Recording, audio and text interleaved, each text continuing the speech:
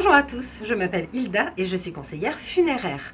Nous sommes au mois d'octobre, ça veut dire que peut-être certains d'entre vous commencent à penser à la Toussaint et à la manière dont vous allez la célébrer. On sait que la Toussaint, c'est ce grand moment de l'année où tout le monde se retrouve dans les cimetières pour rendre visite aux proches disparus. Et je trouvais que c'était un bon moment pour vous parler justement des réglementations en vigueur qui existent dans les cimetières. Car un cimetière, c'est avant tout un lieu qui accueille du public et qui donc est soumis à des réglementations. Est-ce que vous le saviez ? Tous les cimetières ont un règlement intérieur. Ce règlement intérieur, vous pouvez le consulter généralement dans le cimetière, sur l'enceinte, près des grilles ou à l'extérieur. Et sinon, vous pouvez aussi bien sûr le consulter à la mairie du cimetière.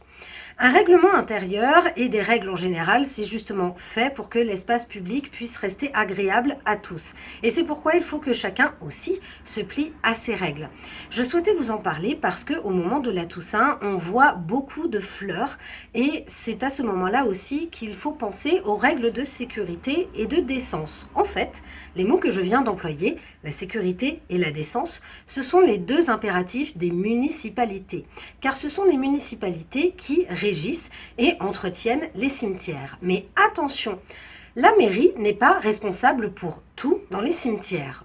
En fait, les familles sont généralement concessionnaires des sépultures dites de famille. Et le concessionnaire, c'est la personne qui est responsable de l'état de sécurité et de la décence aussi de cette sépulture. Qu'est-ce que ça veut dire dans les faits ?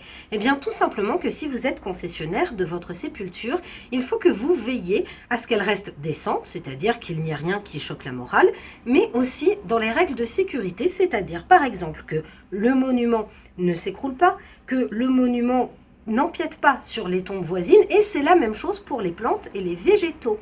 Si vous avez prévu de mettre beaucoup de plantes sur la sépulture de famille à l'occasion de cette Toussaint, veillez bien à ce que, par exemple, ça n'empiète pas sur les bordures de la sépulture, puisqu'une sépulture, une concession, possède bien des dimensions réglementaires et ça vaut aussi pour les racines, car on peut, selon certains règlements intérieurs de cimetière, planter des petits arbustes ou bien des rosiers.